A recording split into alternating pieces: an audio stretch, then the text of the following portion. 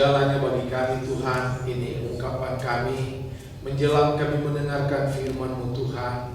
Terima kasih Bapa, dengan kasih-Mu yang luar biasa yang telah menolong kami, menyertai kami.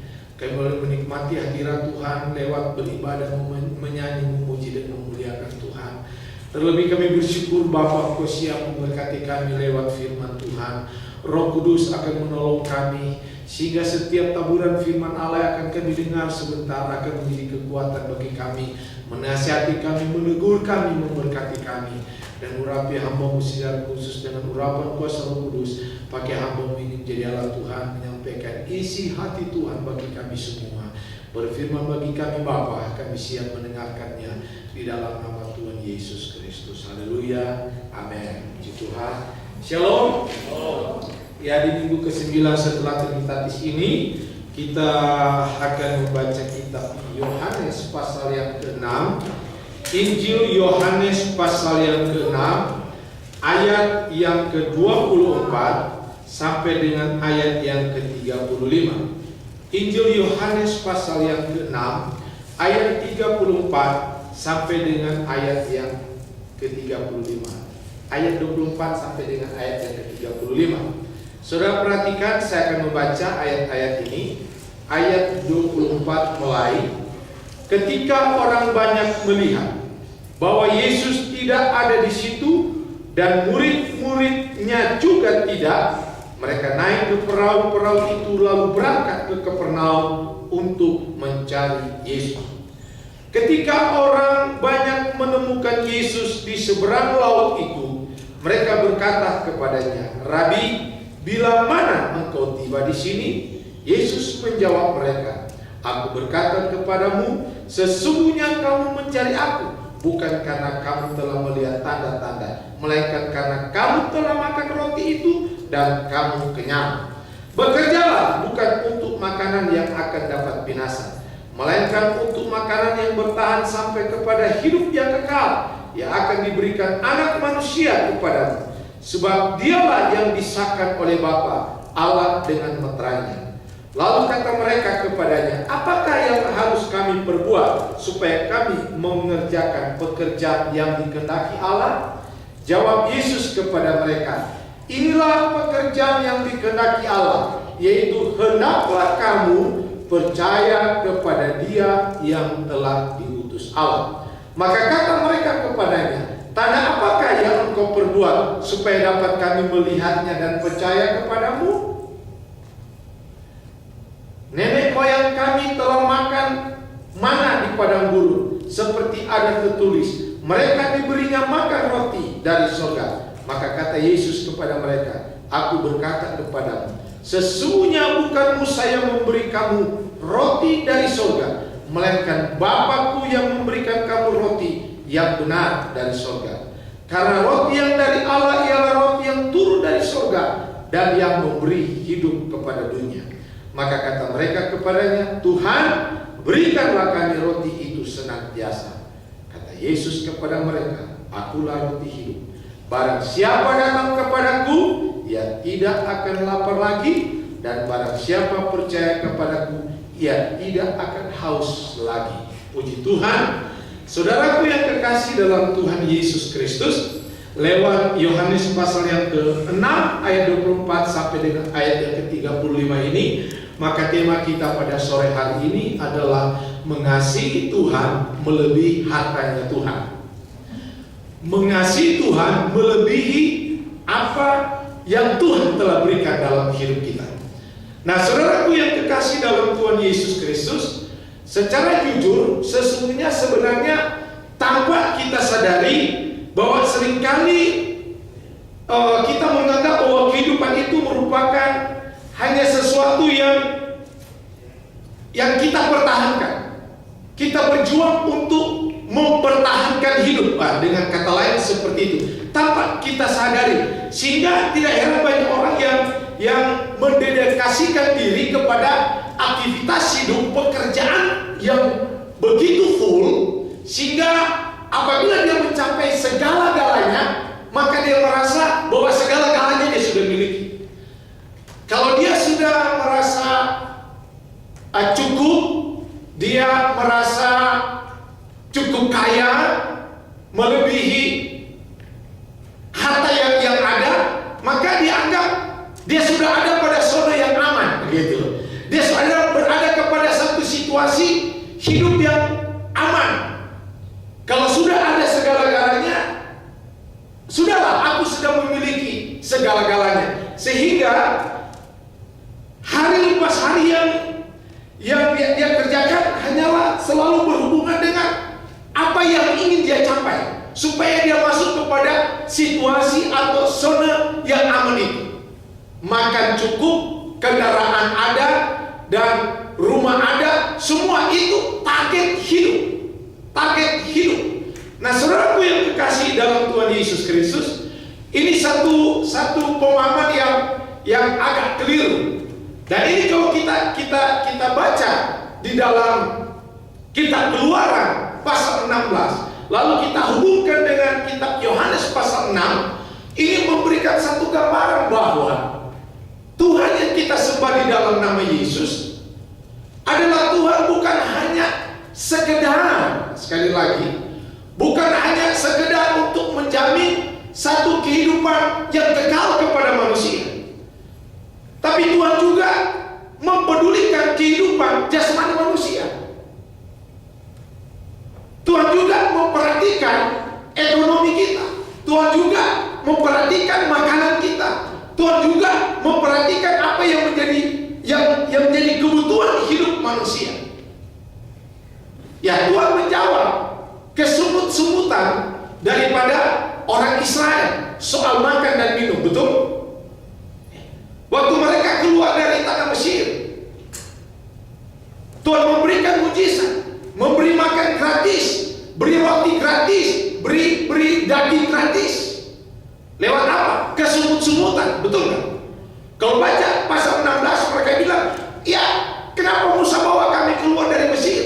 Lebih baik kami mati di Mesir, tapi yang penting makan enak, ada daging di sana, daripada mati konyol di padang gurun. Itu yang ada dalam pikiran manusia. Lalu bersungut-sungutlah mereka.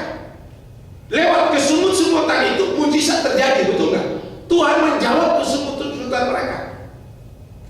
Makan free, 6 hari dapat free mana dari sorga, daging yang turun dari sorga, dan hari yang ke-6 mereka kumpul double karena besoknya Sabat, nggak kerja, nggak boleh kerja.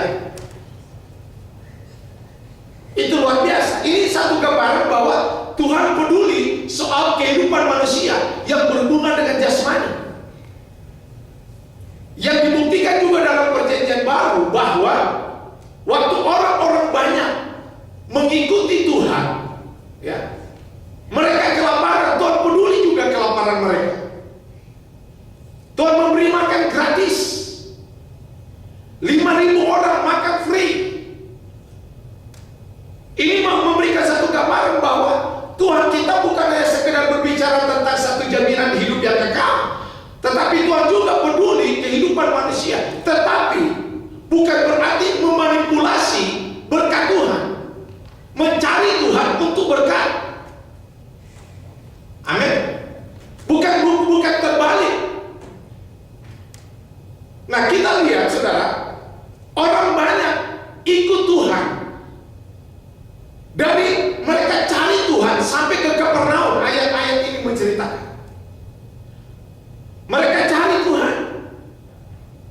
Nah, waktu mereka berjumpa Tuhan di Kapernaum, di seberang, ayat 24 berkata, ketika orang banyak melihat bahwa Yesus tidak ada di situ, dan murid-muridnya juga tidak, mereka naik perahu itu lalu berangkat ke Kapernaum untuk mencari Yesus.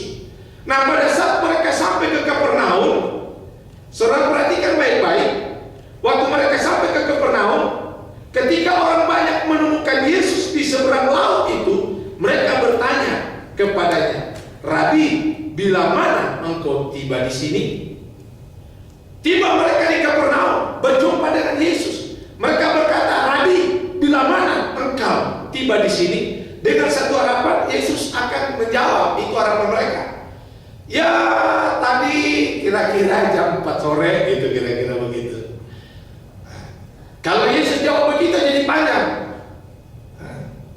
Jadi panjang, mereka akan bertanya terus kan, loh kok kenapa nggak panggil gitu kira-kira. Besoknya, oh kalian kan lagi kenyang tidur gitu, baru habis makan gratis gitu kan. Jadi panjang itu. Tuhan Yesus menjawab agak berbeda dengan apa yang mereka harapkan. Nah, waktu mereka bertanya, kapan kau tiba di sini? Apa yang Yesus jawab? Yesus nggak bilang jam 4 sore, betul nggak? Yesus nggak bilang, oh tadi pagi, enggak. Yesus nggak bilang, oh baru tiba ini perahu baru ditarik, enggak. Yesus nggak bilang begitu. Pada ayat yang ke-26, Yesus menjawab mereka, aku berkata kepadamu, sesungguhnya kamu mencari aku bukan karena kamu telah melihat tanda-tanda, melainkan karena kamu telah makan roti itu dan kamu kenyang. Kalau ada saya akan tambah sama Tuhan Yesus bisik, sekarang kalian sudah lapar lagi. Kalau untuk saya nggak ada di situ. Kalau saya ada, saya akan bilang sama Yesus, Yesus tambah lagi satu kalimat, kamu kenyang dan sekarang sudah lapar, cari aku lagi gitu kan, supaya kasih makan gratis lagi gitu. Itu. Nah saudara, kenapa Yesus memberikan satu jawaban yang berbeda dari apa yang diharapkan? Ya, biasanya kita bertanya sesuatu, kita membutuhkan satu jawaban sesuai apa yang kita harapkan. Dan kalau tidak sesuai apa yang kita harapkan, kita mungkin orang tunggu, jawab dulu, jangan lempar bola, kira-kira begitu ya.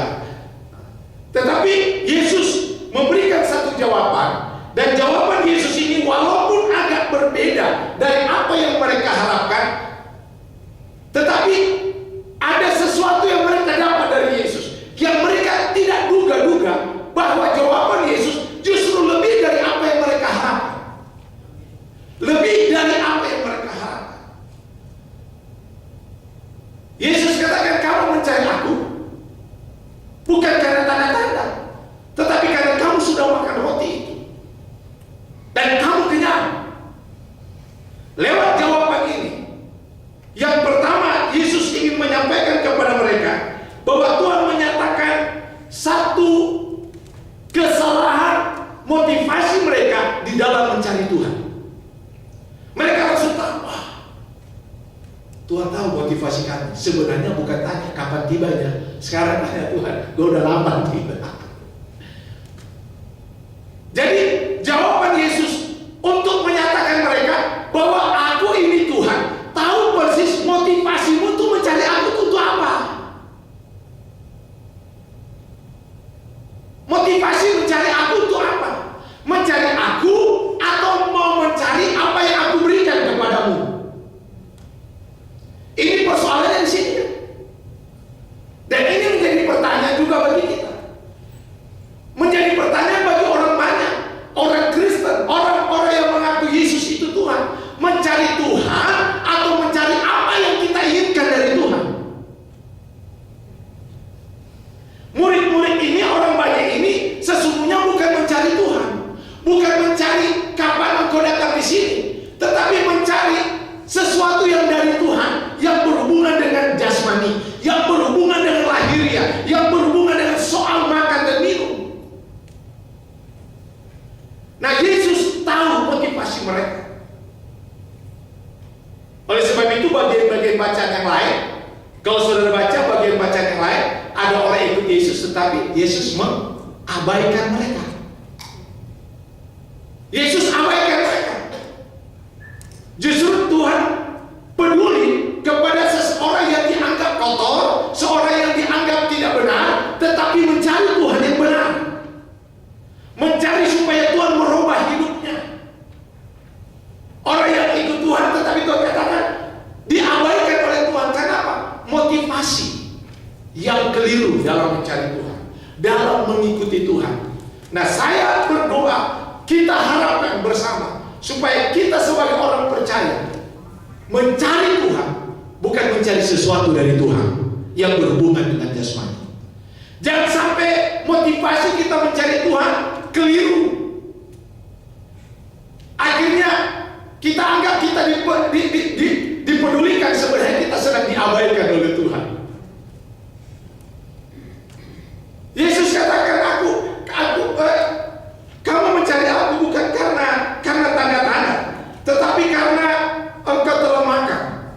mendengar. Mereka melihat bahwa apa yang Yesus lakukan satu peristiwa yang belum pernah mereka alami, hanya pernah mereka dengar nenek moyang mereka.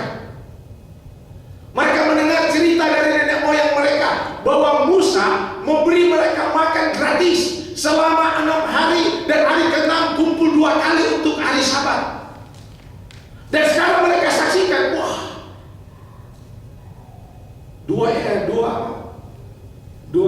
5 ketul roti dan 2 ekor ikan.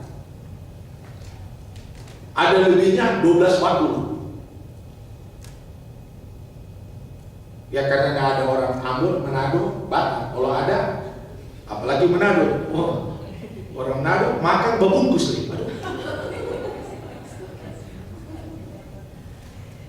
Sudah makan Pak Remo, orang Manado. Dia tanya lagi di dapur, mau berbungkus?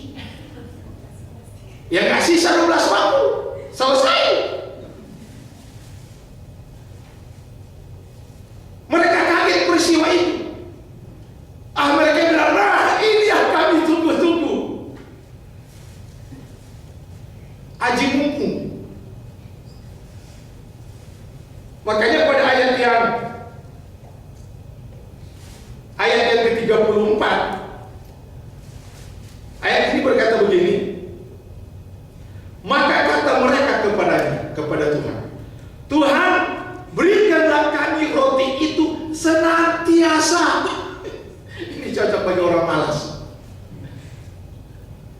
Berilah roti itu. Kata Yesus sudah roba. Maksud Yesus sedang berbicara tentang roti hidup. Roti, Yesus katakan, hendaklah kau bekerja satu pekerjaan yang hasilnya yang berhubungan dengan satu kehidupan yang kekal. Kalau roti yang Musa makan itu sebentar habis. Roti yang kamu makan hasil bekerja itu habis akan lapar. Tetapi bekerjalah kepada sesuatu yang berhubungan dengan kehidupan yang kekal. Nah, untuk memperoleh itu harus percaya kepadaku, kata Yesus. Yesus bilang, harus percaya. Waktu Yesus bilang harus percaya, tunggu dulu. Soal mujizat. Tapi soal Yesus bilang anak Allah dan Tuhan, tunggu dulu. Anak Maria ini, Yusuf tukang kayu punya anak, tunggu dulu. Soal percaya nomor 2. Tapi kalau soal berkat dari Yesus nomor 1. Terjadi terputar. Mau berkat Tuhan, taat kepada Tuhan, tunggu dulu.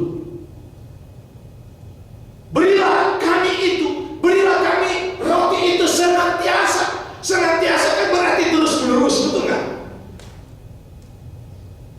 Sambil duduk, buka pintu, orang bilang, so ada roti di muka. So ada roti, seperti buka pintu Pak Noli, so ada koran di depan. Ada tukang lempar koran setiap jam 4 atau jam 5 subuh, lempar koran. Mengharapkan berkat itu seperti itu ada di depan pintu. Tetapi waktu Tuhan bilang untuk memperoleh itu, kamu harus percaya kepada aku, karena aku roti hidup. Tunggu dulu. Karena kalau soal percaya kepada Yesus berhubungan dengan apa? Ketaatan, betul? Berhubungan dengan kesetiaan, betul? Berhubungan dengan kekudusan, betul? Karena Yesus taat, Yesus setia, Yesus kudus. Kalau sudah berhubungan dengan itu, tunggu dulu. Agak berat. Nah, saudaraku yang kekasih dalam Tuhan, motivasi di dalam kita mengiring Tuhan ini harus jelas. Jangan seperti murid-murid Yesus ini. Orang-orang banyak yang ikut dia, sudah melihat begitu banyak mujizat dari Tuhan, tetapi motivasinya hanya kepingin melihat mujizat.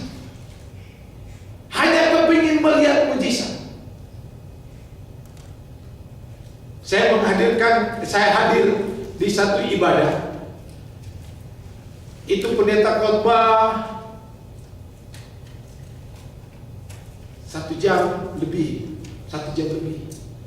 Dari start sampai akhir, sampai habis, dia khotbah tentang berkat terus dari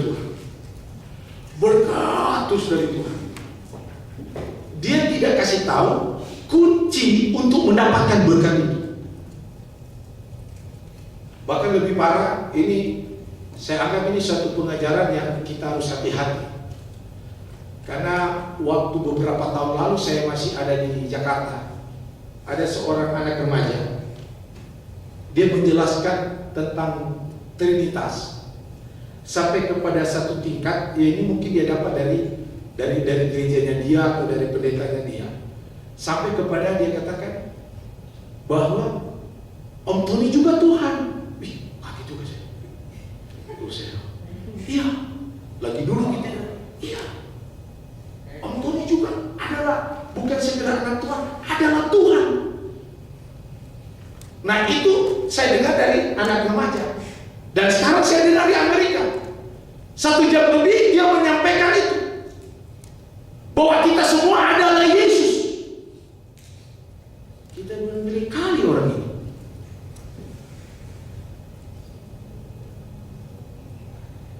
Itu agak berbeda antara pencipta dengan ciptaan. Amin. Yesus pencipta, sekudus-kudusnya kita, sesuci-sucinya kita adalah karya ciptaan, bukan pencipta. Amin. Sekudus-kudusnya kita tidak bisa jalan seperti Yesus menembus tembok. Kita tidak bisa jalan seperti Yesus di atas air. Sekudus-kudusnya kita. Pendeta ini dia khotbah dari A sampai selesai 1 jam lebih. Itu dia berbicara tentang bahwa kita itu adalah Yesus. Kalau toh dia berbicara, orang lihat pribadi Yesus dalam hal moral Kristus ada dalam hidup kita sih oke. Amin. Kekudusan, ketaatan Yesus, moralnya Kristus ada dalam hidup kita sih oke. Tetapi kita bukan Yesus. Amin. 1 jam lebih itu toh saya dengar. Dan Jumat langsung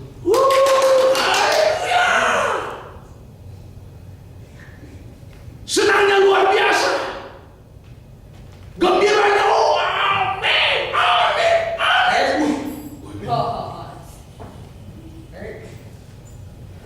Kaget saya. Lalu itu pendeta datang ke saya. Kamu akan memiliki 100 gereja. Satu aja udah kerepotan 100. Amin. Ayo Tuhan, 100 gereja. Pak Johan, saya dinubuatkan untuk menjadi pendeta di 100 gereja.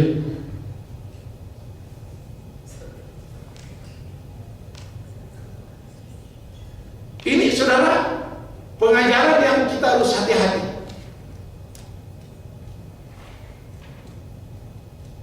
Pengajaran yang harus kita harus jaga. Jangan sampai kita seperti, kalau saya, ini bahaya, jangan sampai seperti terhipno. Pada saat kita dijanjikan seperti ini, seperti itu, wah, senang sekali. Tetapi waktu bilang, ikut taat, tunggu dulu. Dengar-dengaran, tunggu dulu. Yesus katakan, kamu harus mencari, bekerja untuk menikmati hasil yang bersifat kekal. Dan untuk itu harus percaya kepadaku, karena aku adalah roti hidup. Amin. Roti hidup artinya roti atau makanan yang memelihara kehidupan kita. Memelihara kehidupan kita. Dalam Yohanes ada kurang lebih 7 perkataan yang Yesus katakan, akulah, akulah. Yang pertama tadi, akulah roti hidup. Baru ada, aku adalah jalan kebenaran dan hidup. Aku adalah anggur. Ada kurang lebih 7. Ada kurang lebih 7 perkataan yang Yesus katakan, akulah, akulah, akulah. Nah itu Tuhan kita. Percaya kepada Dia, maka Dia akan mampu memberikan apa yang kita harapkan. Soal yang berhubungan dengan jasmani, upah dari sebuah ketaatan. Makan, minum, pakaian, fasilitas, rumah, tempat tinggal, upah, hasil kita percaya dan menaruh pengharapan penuh kepada Tuhan. Itu bukan tujuan. Itu bukan tujuan. Kalau itu menjadi tujuan hidup kita, itu begitu banyak orang yang mengalami kekecewaan. Ada yang berkata, kalau saudara baca di Facebook yang sering saya taruh, ada satu renungan di sana. Orang ini bilang, apa yang kurang? Aku sudah melayani, aku sudah ikut Tuhan, semua aku telah lakukan, tetapi aku tidak mendapat apa-apa. Kenapa? Karena ikut Tuhan salah motivasi. Soal apa-apa itu nomor 2, amin. Bonus dari apa yang Yesus katakan, kalau engkau percaya kepadaku, engkau akan memperoleh hidup yang kekal. Roti hidup yang aku berikan adalah roti yang akan membawa kita untuk menikmati hidup, bukan hanya sekedar di bumi ini. Saya ada saat-saatnya merasa khawatir sebagai manusia. Ada saat-saatnya khawatir, ada rasa.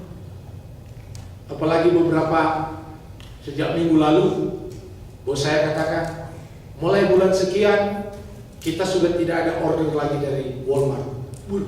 Saya bilang, kalau udah gak kerja ke Walmart, saya udah hitung-hitung, tinggal ini, ya udah gak bisa diharapkan.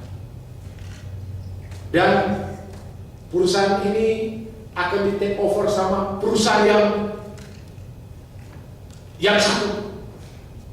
Wah, saya bilang lebih parah lagi. Lalu dia datang ke saya. Dia bilang, Tony, menurut kamu bagaimana? Saya ini harus dipindahkan ke Las Vegas.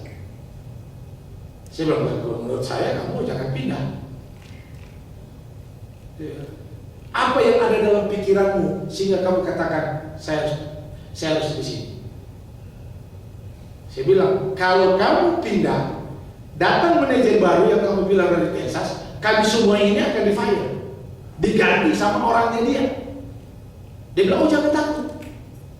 Saya sudah rekomendasikan kamu dengan si A harus di-keep di sini. Saya bilang, iya mungkin 1 bulan, tapi setelah lama bukan kami yang punya hak, manajer baru. Dia pikir. Apalagi? Yang kedua, saya butuh orang yang tahu siapa saya. Oh, I know you. Saya bilang, cuma kamu yang tahu saya punya bahasa, selebihnya dia tahu. Gitu. Dia I know you. Dia pegang saya. Kalau datang itu manajer baru, kalau dia pakai bahasa bulan kan, kita pakai bahasa bintang kan, bingung kan? Nggak ketemu kan? Alamat bubar kan? Saya langsung ingat seperti saya kerja di New Jersey. Kamu udah mengerti yang saya bilang? Enggak, udah pulang aja kau. Pulang lah. Baru mau angkat kaki untuk ada Tuhan menolong sudah.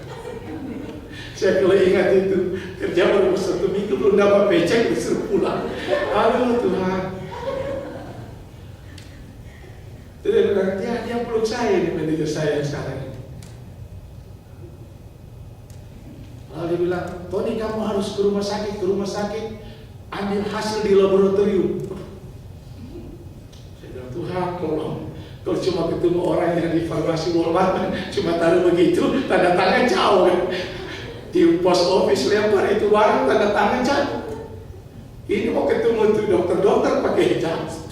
Baru masuk aja mau cari laboratorium, tanya itu security, dia udah tanya 10 pertanyaan, 2 yang saya jawab. Bingung, saya coba bilang, saya tidak tahu, saya cuma mau cari di mana laboratorium. Kamu dari mana? Dia tanya. Saya tanya itu batch ini, oke ikut saya.